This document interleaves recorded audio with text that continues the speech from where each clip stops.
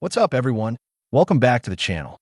And today we've got a story that's got the whole WNBA world buzzing. It looks like some of the media are already trying to downplay Caitlin Clark's electric return to the court. So let's break it all down. And for this one, we're heading straight to Iowa. Caitlin Clark just made her highly anticipated return to Carver Hawkeye Arena. And let me tell you, she did not disappoint. First preseason game of the 2025 season, and Clark was out there looking sharper than ever. You could see she put in serious work during the off-season, dropping deep threes, running the floor, and reminding everyone why she's the most talked about rookie in the league. The hype was real. Ticket prices for this preseason matchup against Brazil's national team soared to record highs, with fans shelling out an average of $440 just to see her play. That's not even a regular season game. Clark's impact is just different. Now, you think the WNBA media would be all over this, giving her and the Indiana Fever the props they deserve. And to be fair, a lot of outlets and analysts are finally recognizing that this Fever squad,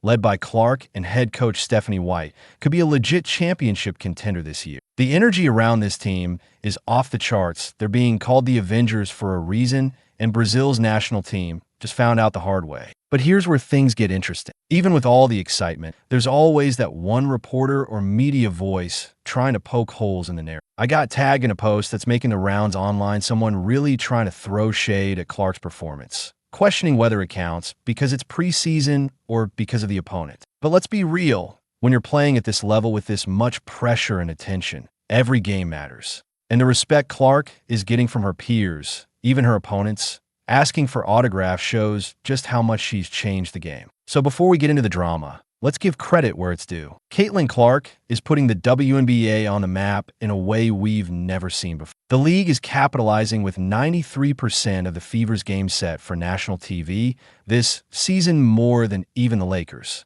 That's the Caitlin Clark effect. But as always, not everyone in the media is ready to embrace the moment. We'll pull up that post and break down exactly what's being said. But one thing's clear, Clark's impact is undeniable, and the haters are just adding fuel to the fire. Man, oh man, Roberta is back at it again. Straight back in the headlines after dropping this wild post right here. And I gotta say it, she really had the audacity to come for Caitlin Clark and the Indiana Fever like that. Bro, you can't make this up.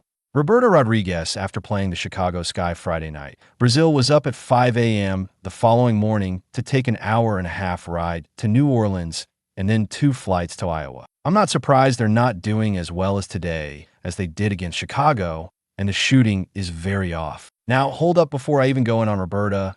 Let me just get this part straight, because this is the part that really got me, man. Y'all know I covered this already. I was watching that game, and let's keep it buck. If that was the Brazilian national team out there messing around, hitting logo threes, dancing, taunting, having the time of their lives, ain't nobody looked tired then. They were out there vibing, bros smiling, energized, loving the crowd, happy to be in Iowa, looked fresh as ever. Ain't no one saying a word about fatigue when they were up there acting like it was a carnival, bruh. But now suddenly folks want to flip the script and act like they were jet-lagged, sleep-deprived, confused, unprepared. Man, miss me with all that. Let's call it what it is.